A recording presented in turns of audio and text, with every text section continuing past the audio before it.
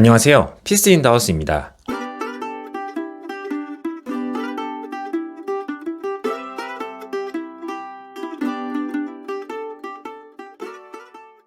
오랜만에 영상을 올리는데요. 결론부터 말씀드리면 드디어 저희도 내 집 마련에 성공했습니다. 2024년 12월 초에 내 집 마련을 해야겠다는 생각을 가지고 관련 영상을 만들었었는데요. 저희도 여러분처럼 고민이 많았습니다. 집값이 오를까? 아니면 더 기다려야 될까? 전세를 연장하는 게 나을까? 하지만 결정을 미루는 사이에도 시간은 계속해서 흐르고 집값도 계속해서 변하고 있었습니다. 그래서 과감히 결단을 내렸고 그 이후로 저희 부부의 자금에 맞는 단지, 지역을 조사하고 조건에 맞는 단지와 매물을 임장해서 내 집 마련에 성공했습니다. 결국 2025년 2월 꿈에 그리던 내 집 마련 계약을 마쳤습니다. 그러면 제가 어떻게 매물을 찾았고 어떤 과정을 거쳐 계약을 했는지, 그리고 집을 살 때 반드시 알아야 될 꿀팁은 뭐가 있는지 이 영상을 끝까지 보시면 여러분도 내 집 마련할 때 반드시 알아야 할 정보를 모두 알아가실 수 있습니다. 영상 보시기 전에 먼저 구독과 좋아요 부탁드립니다. 저희 부부가 내 집 마련을 결심한 가장 큰 이유는 바로 전세 만기 때문이었습니다. 저희는 2023년 초에 전세를 구했고 그 당시 분위기가 좋지 않아 정말 싼 가격에 전세를 구했습니다. 계약갱신권을 사용하더라도 5%만 증액이 가능하기 때문에 주변 대비 몇 천만 원 정도는 저렴하게 살 수 있었습니다. 물론 저렴한 가격에 전세를 살 수 있다는 생각에 전세를 연장하려고도 했지만 어차피 1, 2년 뒤에는 또 똑같은 고민을 해야 되고 지금 싸다고 해도 결국에 집을 사야 되는 게 아닌가 그런 생각이 들었습니다. 물론 집값이 오를지 내릴지는 아무도 모르지만 중요한 건 내 상황에 집을 사는 게 맞는가 였습니다. 현금은 충분히 있는지, 대출을 감당할 능력이 있는지, 그리고 앞으로 최소 5년 이상은 거주할 계획이 있는지 이 조건들을 고려했을 때 지금이 적기다라는 결론을 내렸고 플랜 A로는 내 집 마련을 최우선으로 하고 만약 적절한 매물이 없다면 플랜 B로 전세 연장을 해도 되겠다 생각했습니다. 그럼 저희가 어떻게 집을 구해 나갔는지 하나씩 설명드리겠습니다. 첫 번째로는 바로 예산 설정입니다. 저희 부부가 사용할 수 있는 현금은 얼만큼 있는지, 그리고 월 소득을 고려했을 때 원리금 상환은 한 달에 얼마 정도가 적당한지를 고민했습니다. 그래서 저희는 6억대 초반까지는 매매가 가능하다는 판단이 들었습니다. 예산 설정이 끝난 뒤에 두 번째로는 지역을 선정합니다. 6억대 초반에 어떤 지역에 살 수 있는지를 찾아봤고 저희 부부의 직장과 상황을 고려했을 때 경기 남부로 후보지를 선정했습니다. 앞선 영상에서 말씀드렸듯이 용인시 수지구, 평촌, 광명, 수원, 동탄 등의 지역에서 6억 초반대에 가능한 단지를 모두 찾았고 비교해 나가기 시작했습니다. 막연하게 단지를 찾으면 어렵기 때문에 추가적인 조건을 정했는데 저희 부부의 기준은 2000년대 이후 지어진 아파트, 그리고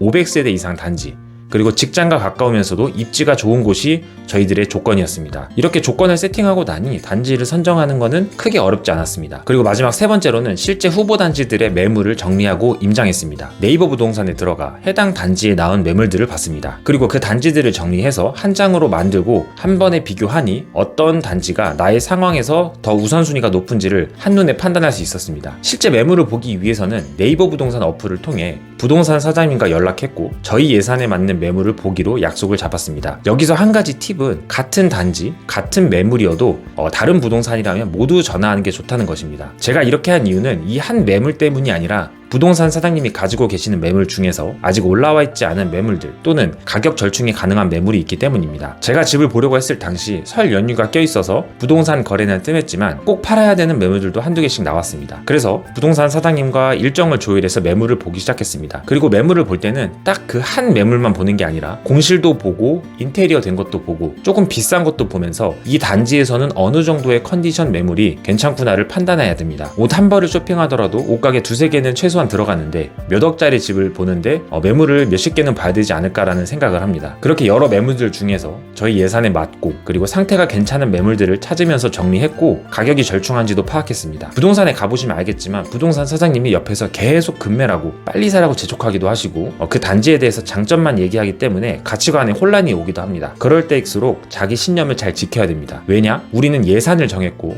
부동산을 임장했기 때문에 그 부동산의 가치를 잘 알기 때문입니다. 그렇게 급매물들을 파고 판 끝에 눈이 엄청 많이 내리던 날 부동산 사장님으로부터 급매가 나왔다는 연락을 받고 퇴근길에 바로 부동산으로 향했습니다. 밤 8시에 집을 받고 노부부가 사시는 곳이라 관리도 잘 되어 있었습니다. 집을 보고 난 후 부동산 사장님께 가격 절충을 요구했고 500만 원 정도 내고를 한 뒤에 계약을 할 수 있었습니다. 아직 중도금, 잔금, 인테리어까지 남았지만 그동안의 노력을 보상받은 기분이었습니다. 무엇보다 나의 배우자와 함께할 집을 구했다는 안도감이 더 컸습니다. 그럼 지금까지는 제가 어떤 방법에 의해서 내 집 마련을 했는지 알려드렸는데요. 다음으로는 내 집을 구하면서 알고 있으면 좋은 팁들을 한번 공유해 보려고 합니다. 그 첫 번째로는 바로 부대 비용을 잘 계산해야 한다는 것입니다. 보통 내 집 마련 예산을 세울 때는 나의 현금은 얼마인지, 감당 가능한 대출은 얼마인지를 계산합니다. 하지만 여기서 간과하는 부분이 바로 부대 비용입니다. 집을 매매하면서 들어가는 부대 비용으로는 크게 취득세, 중개사 수수료, 법무사비, 이사비, 그리고 인테리어입니다. 매매가를 6억 기준으로 한다면 취득세는 660만원, 중개사 수수료 264만원, 이사비는 200에서 300만원, 법무사비는 50만원에서 60만원, 인테리어는 플러스 알파가 들어갑니다. 인테리어를 제외하더라도 1000만원이 넘어가는 금액이니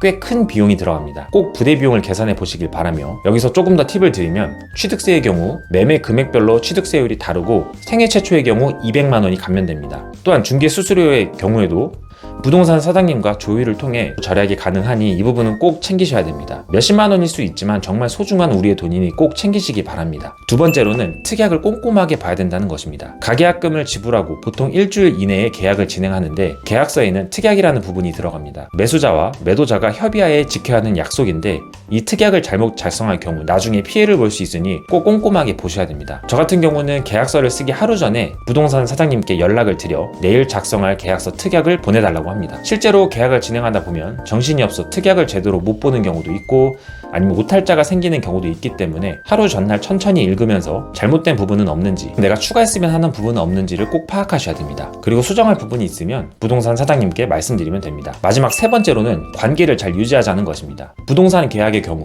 매도자, 매수자, 그리고 공인중개사 사장님이 함께 일하는 것이기 때문에 서로의 가격, 기간, 조건들을 조율하는 과정이 필요합니다. 모든 일들이 사람이 하는 일이다 보니 감정이 상하거나 불편할 수도 있기 때문에 이 관계를 잘 유지하는 게 중요합니다. 협상의 법칙은 무조건 나의 니즈만 말하는 게 아니라 상대방이 원하는 것도 들어줘야 되기 때문에 그 부분을 좀 잘 조율하시면 좋을 것 같습니다. 지금까지 저희 부부의 내 집 마련 성공 과정을 공유 드렸는데요. 내 집 마련을 고민하고 계신다면 현실적으로 예산을 설정하고 적극적으로 매물을 파악한 뒤에 임장과 그리고 협상을 통해서 꼭 좋은 내 집 마련을 해 나가시길 바랍니다.